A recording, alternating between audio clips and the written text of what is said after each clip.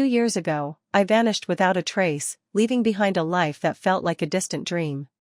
My name is Serenity Kane, and in those lost years, I became a shadow of myself, trapped in a nightmare I barely survived. It was in the lawless depths of a place they call the Northern Wilds that I made a desperate choice. With trembling hands, I wrapped the blood-soaked umbilical cord around my newborn daughter's fragile neck, forcing Zane Ride, a cold-blooded killer who'd held me captive, to release me. That act, born of terror and defiance, was the price of my freedom. Now, on the eve of my engagement to my first love, Elias Hart, my past came crashing back. I'd just slipped into a silk nightgown, the soft fabric a stark contrast to the scars I still carried, when the roar of engines shattered the quiet night. Peering out my apartment window, I saw dozens of black SUVs encircling my building like a predator's trap. A tall figure emerged from one of the vehicles, dressed in black. From head to toe, his presence radiating menace. Zane Ride. And in his arms, cradled against his leather-clad chest, was a wailing infant. "Serenity," he called, his voice cutting through the night like a blade. He strode toward me as I descended to meet him, summoned by a frantic call from the building's security. Before I could protest, he thrust the squirming bundle into my arms. "Your daughter's hungry. She won't take formula, feed her." I stood there, clutching the crying baby awkwardly, my jaw dropping as I stared at him. "This isn't my kid. Why the hell would I nurse her?" Those 2 years of silence had broken Elias. My fiancé had searched for me tirelessly, refusing to believe I was gone, until 6 months ago, when the police urged him to accept the worst. They said he'd fallen ill from grief, a shadow of the warm, steady man I'd once known.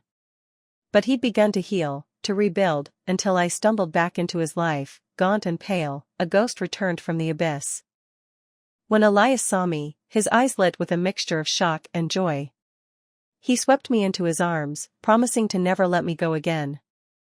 Within days, he was introducing me to his parents, planning our engagement with a fervor that felt like a lifeline.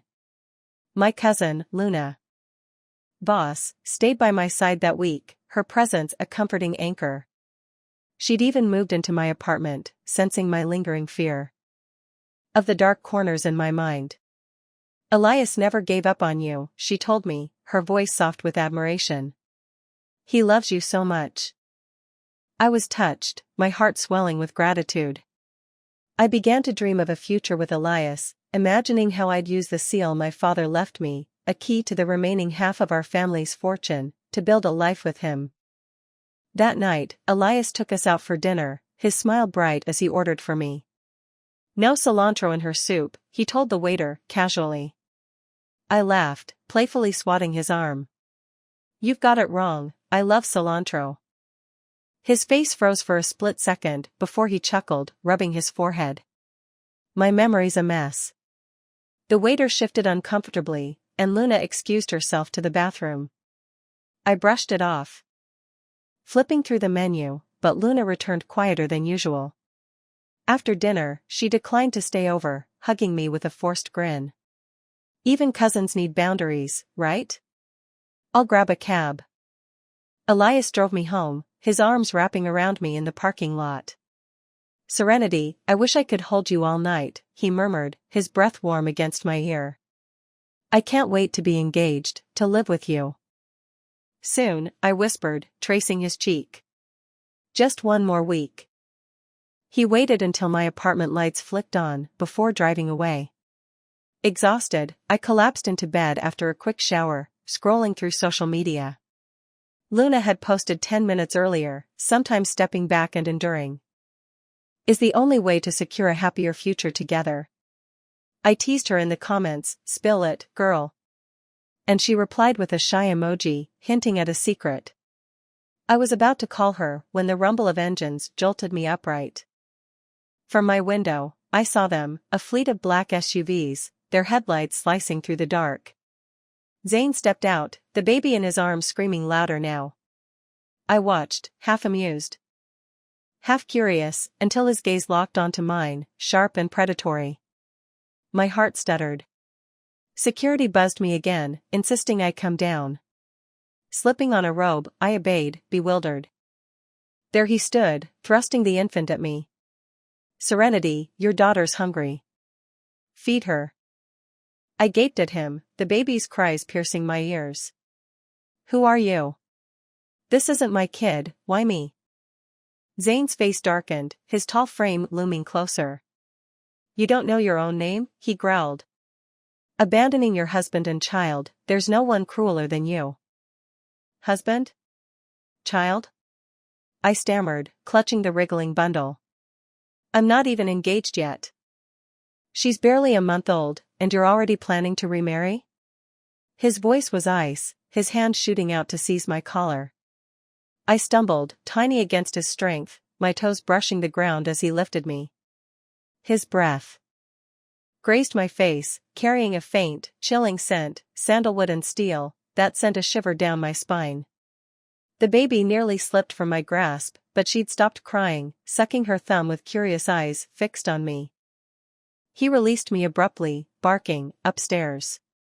I watched, stunned, as he marched toward my building, trailed by a dozen hulking men in black, each one armed, their presence a silent threat. My phone trembled in my hand, but two of them stepped forward, guns drawn, before I could dial. Legs shaking, I followed Zane, the baby still in my arms. Inside my apartment, I shoved the child back at him as I unlocked the door. She wailed again, and he handed her back. Feed her. I'm not a mother. I snapped, cheeks flushing with anger and embarrassment. I don't have milk. He smirked, slamming the door shut and pinning me against the entryway cabinet. His knee wedged between mine, his body pressing close. No milk? His lips brushed my cheek, voice dripping with mockery. She won't take formula. If you don't figure it out, she starves. What did she eat before? She's chubby, she's clearly not starving. I pointed at her round face, her teary eyes tugging at my heart despite myself. When she's desperate, she'll take a bottle, he said, his tone frigid. But she cries after every sip. Where's her mother? I demanded. He stared at me, his gaze a storm of frost and fury. You tell me. Are you insane? Did you mistake me for someone else? I searched his face, earnest and confused.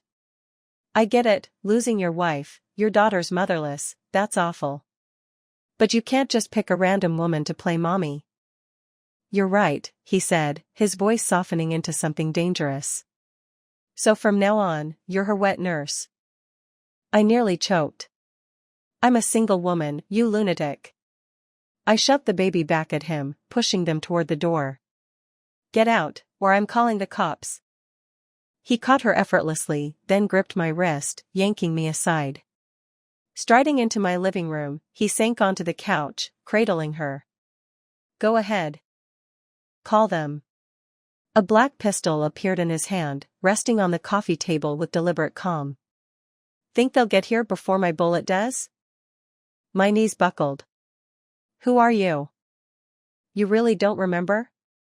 His eyes narrowed, brows knitting as if puzzling me out. Remember what? Zane Ride, he said slowly. Does that mean nothing to you? The name hit me like a sledgehammer. Pain exploded behind my eyes, sweat beating on my neck as terror flooded my veins, cold, relentless, suffocating. I don't know who Zane Ride is. I gasped, shaking my head. Serenity, what's wrong with you? His voice softened, but I caught a glint of metal on the wall, a chain-link purse hanging by the door. Images flashed, cold chains biting into my wrists, a massive bed I couldn't escape, fragments of a nightmare clawing at my mind. I screamed, collapsing into a ball. Don't lock me up again, please, I just want to go home. Serenity, no one's locking you up, he said, his hand hovering over my shoulder. That scent, sandalwood and steel, hit me again, and I shoved him away, terror spiking. Stay back. Don't touch me. Serenity. Zane, you're Zane. No, you're a monster, you killed. My voice broke into hysterics as I curled tighter. Sari. He dropped to one knee, pulling me into his arms, despite my thrashing. My body shook, lips bloodless, as jagged memories pierced through, my father's death, my stepmother stealing half our wealth. Zane chaining me, blinding me, dragging me to that hellish place. Tears streamed down my face as I struck him, one blow landing hard across his cheek. Liar. Bastard. Why did you hurt me? Why you too?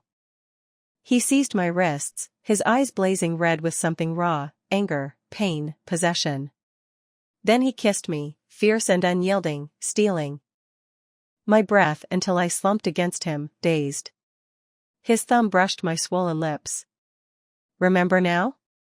If not, we'll keep going until you do. Enough talk, Elias snapped, his voice dripping with impatience. We've got the seal, let's secure the rest before this drags on and something goes wrong. His gaze flicked to me, Serenity Kane, with thinly veiled disgust. It lingered briefly on my flat stomach, and the revulsion in his eyes deepened, as if he could see the scars beneath my skin, scars he'd never understand. Elias, Luna purred, sidling into his arms, I'm staying here tonight. She pointed at the massive bed in our so-called wedding house, her voice syrupy as they kissed, oblivious to me standing there. I didn't have time to process the betrayal. Before rough hands dragged me down to the basement. A cold iron chain snapped around my ankle, tethering me to the damp wall like an animal. They hadn't killed me, yet. Maybe they still needed me alive to claim the other half of my father's fortune. They gave me 1 bottle of water a day. Hunger gnawed at me, and the clammy chill seeped into my bones, sparking a fever. The chain rattled with every move, its metallic clank echoing in my skull, dragging up fractured memories. I saw myself strapped to a bed, my belly swollen with life. Zane's voice whispered through the haze, Serenity, once our daughter's born, you'll stay, right? Then, softer, pleading, I know you hate me, but I'll make it up to you, I'll love you and her, I swear. And finally, anguished, look at her, Serenity, she's yours. Are you really going to abandon her? In my delirium, my feverish hand gripped the wide bracelet Zane had locked onto my wrist days ago. Its cool metal soothed my burning skin, and my fingers brushed a tiny clasp. A faint click, and then his voice, sharp and real, Serenity, speak. I jolted upright, dazed, realizing it was coming from the bracelet. A lifeline. Zane, save me, I croaked. What's happened? Tell me, slowly, don't panic. Elias locked me in the basement. I choked out the story between sobs, the seal, the betrayal, the chain. I braced for his mockery, but it never came. Stay put, he said, calm and steady. I'm coming for you. Zane. Yeah? Tears slid down my cheeks. How's our daughter? Is she eating the formula okay? Not great, he admitted, but she's better than before. I'm sorry. He didn't reply. The line went dead. When the guard brought my 3rd water bottle, a deafening crash shook the house. Moments later, the basement door splintered open. Zane stormed in, flashlight beams slicing through the gloom. He rushed to me, arms outstretched, until 2 barrels pressed against his temples. His men froze, guns trained on them in turn. Elias stepped from the shadows, gripping my icy hand. Serenity, I'm so sorry you suffered these past few days, he cooed, lifting me into his arms. I struggled weakly, starvation sapping my strength. Zane fought as they pinned him down, refusing to kneel. A steel rod cracked against his knee, forcing him halfway to the ground. A dagger plunged through his hand, pinning it to the floor, blood pooling beneath. Serenity, he rasped, his voice raw. I tried to scream, but Elias's fingers tightened around my throat, silencing me. Darkness swallowed me as Zane's final call faded, Serenity. I woke to sterile white walls and the beep of machines. Hospital, I realized, the sting of antiseptic sharp in my nose.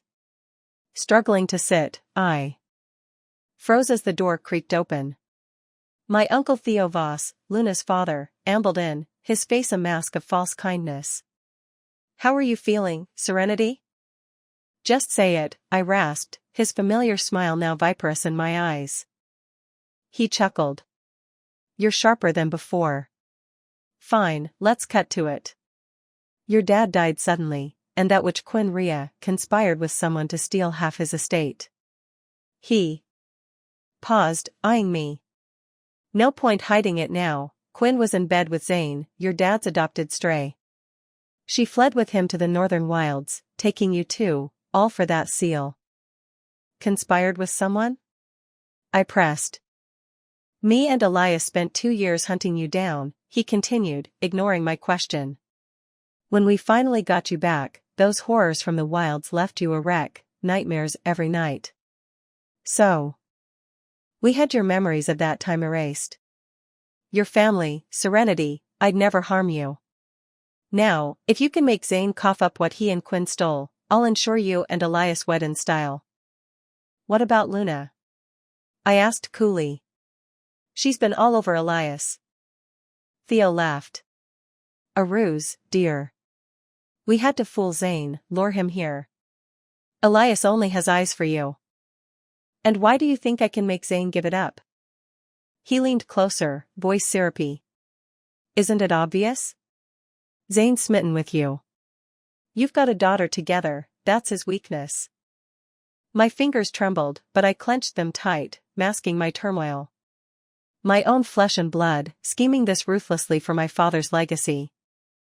Theo's hand rested on my shoulder, his tone coaxing. "Think about it, all that money back in your hands, yours and Elias's. That child? She's the spawn of a monster.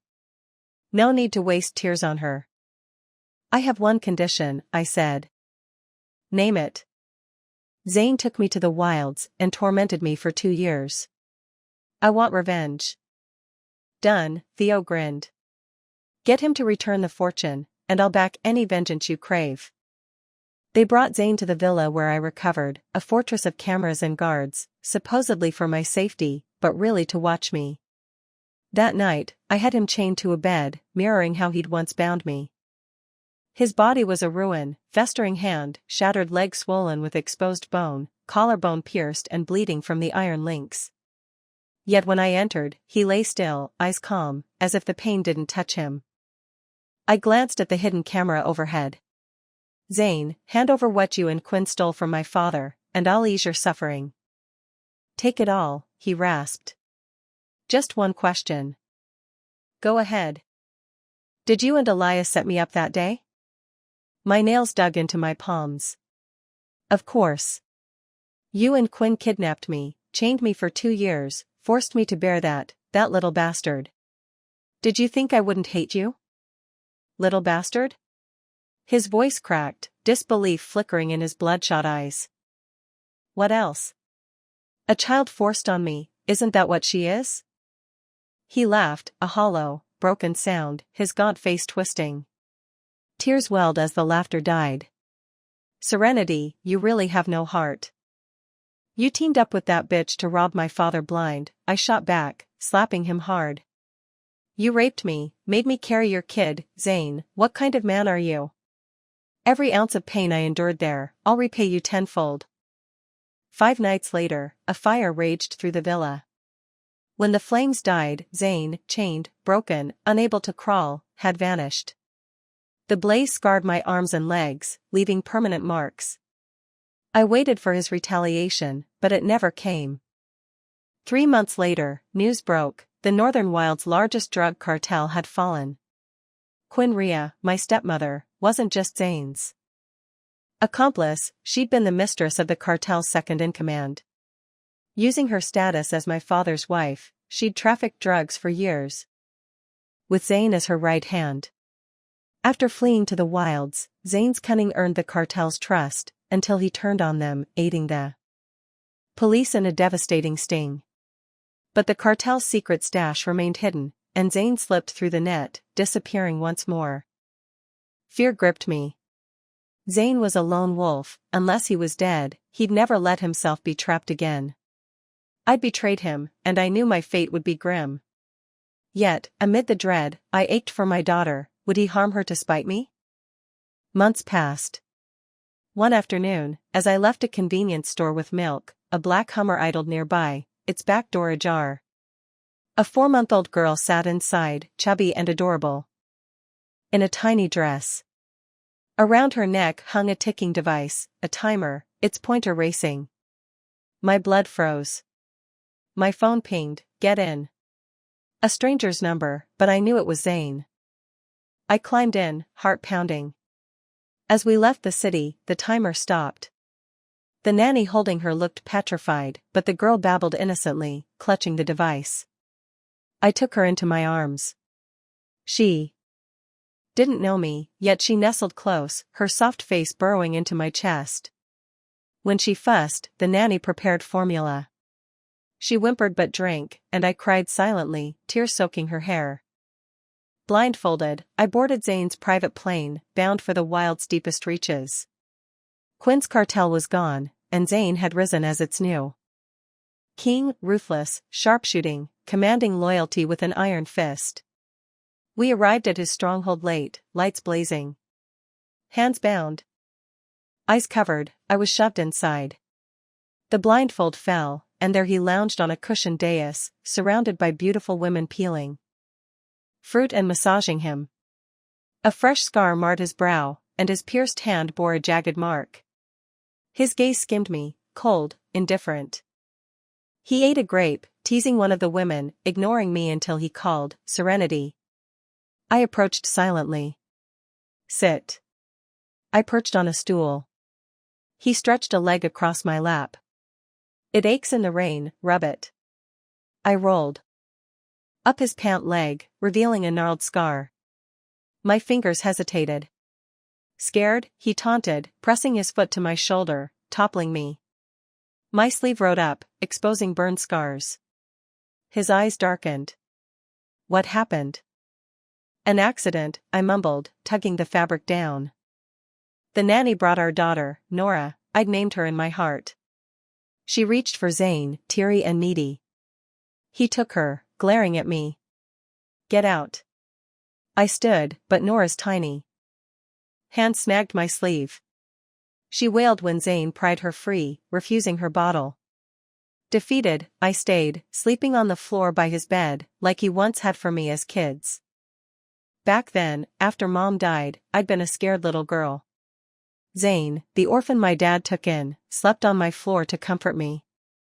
I'd wake him to talk, to fetch water, to chase away nightmares. Until Dad chose Elias as my fiancé, and Zane faded from my life, just an occasional bright-eyed miss when we crossed paths. I'd sensed his quiet affection, but I'd been obedient, drifting from him. That night, I woke tangled in Zane's sheets, clinging to him, my hand under his shirt against his warm skin. Nora slept beside us, clutching my hem, snoring softly. For a moment, we seemed a family. Then Zane's fingers gripped my jaw, his lips grazing my ear. "If Nora wasn't out cold, I'd kick you off." He sat up, smirking. "Pretty smooth at climbing into beds." "Learned from the best," I quipped, recalling how I'd coax him into mine as kids. His face hardened, lips tightening, he hated revisiting that powerless past. He locked me in a storeroom, vowing to starve me 3 days. I'd endured worse in Elias's basement, but by noon the next day, Nora's cries forced him to relent. He thrust her into my arms, and from then on, I was her keeper. Weeks later, Zane stumbled and drunk. I'd just tucked Nora in, folding her clothes by her crib. He grabbed my wrist, dragging me to his room. "Zane, what?" I hissed, "Nora might wake." "You care about her now," he sneered, hoisting me onto the bed, pinning me beneath him. "Miss," his arms caged me, his frame heavy. "You promised we'd be together forever." "Kid stuff," I stammered, turning away from his boozy breath. "You said you'd marry me, give me babies." Just games, Zane. I believed it, he slurred, eyes glassy. Every word you said, I took to heart. You're drunk. His lips roamed my face, hot and insistent. Stay with me and Nora, Mississippi. I'll forget the past. I froze as he pressed my hand to his scarred brow. It hurts, he mumbled, pitiful, childlike. My resolve crumbled. I traced his wounds, brow, collarbone, hand, then held him close. Do you hate me? Hate you so much I could strangle you. Then why haven't you? You're Nora's mom, my Mississippi. He nuzzled my neck. Since you were 18, I've wanted you mine. Elias was weak, a coward, a bastard. He was right. I'd been blind, bending to Dad and Theo's will. I hugged him tighter. Am I still your miss? Always, he murmured, dazed. Even in ashes, you're mine. Don't jinx me, I teased, pinching him. He kissed me again, fierce and deep. Amid the heat, I whispered, Zane, turn yourself in. I'll wait with Nora. You've done good before, it's not too late. Lost in passion, he gasped, yes, anything for you. Morning came and Zane was gone. So was Nora. I woke chained to the bed, limbs bound tight. A mute woman tended me, food, water, a sponge bath, but no one else appeared. A week passed. The cartel's stash eluded the police, Zane's cunning outmatched them. I starved myself, forcing his hand. On the third day, he came. Miss, he said softly, unchaining me. He led me to the window, pointing at a sea of crimson poppies. Beautiful, right? They thrive on blood, corpses buried beneath. Best fertilizer. His arms encircled me, chin on my shoulder. Maybe I should bury you here, Mississippi. Then you'd stay forever. His hands closed around my throat, eyes wild with red-rimmed madness. When I die, I'll join you. Together, always. I clawed at him, gasping, my face purpling. Nora's cries echoed faintly, or imagined, as memories surged, tied to a rack, Quinn's gun at my head. Dad had reported her trafficking, she'd killed him in revenge, then dragged me to the wilds. They'd wanted me dead, but Zane intervened. A bullet's too easy, he'd said. She scorned me, I'll keep her, break her, make her bear my child. Quinn had laughed, sparing me for humiliation. When she grew impatient, Zane locked me away, forced himself on me. 8 months later, Nora came early, and he'd let me go. Tears streamed as I rasped, Zane, brother, that childhood nickname, how it had flustered him, slipped out. His grip faltered, clarity dawning. I crumpled, coughing, and he knelt, pulling me close. Miss, do you hate me? No, I sobbed. Turn yourself in, please. He held me long, then shook his head. Get out, Serenity. Never let me see you again. I awoke in a police car, Nora in my arms. Villagers had found us, they said. Through the window, the wild shrank to trees and mist. Your Uncle Theo, Elias, and Luna are facing charges, murder, trafficking, and Officer, Lynn, told me. We've got solid evidence from an informant. Once we catch Zane. He did it to save me, I cut in. I know the truth. Lynn hesitated, but Nora fussed, tugging her dress. I checked her, spotting a bulge in the hem. Tearing it open, a note fell out, Zane's scrawl, Miss, next life, I'll stay by you. On the back, a map, crude, but clear. Lynn's eyes widened. The stash. And an arsenal. This changes everything. Days later, the hideout exploded, flattening the mountain. Zane was rumored dead among the wreckage. I visited with Nora, lingering amid the rubble, half hoping for a miracle I knew wouldn't come. On the 5th day, the mute woman found me, leading me to a shack. 2 spirit tablets stood on an altar, unfilial son, Zane Ride. His parents, she explained, poor farmers beaten dead for refusing poppies. Zane had survived, wandering until Dad took him in. He heard you that night, she wrote. Nearly killing you broke him, but he had to, fooled them into thinking he'd let you go. He stayed to help the police, inside and out. Don't hate him, or Nora. She handed me a box, Swiss bank checks, and beneath, a 10-carat diamond ring. A childhood memory flashed, me joking I'd marry whoever gave me such a gem. He'd remembered. He knew you set the villa fire to free him, she added. Knew your harsh words were a lie. I clung to her, sobbing. The day we left the wilds, the sky blazed blue. Theo, Elias, and Luna were arrested, justice, at last.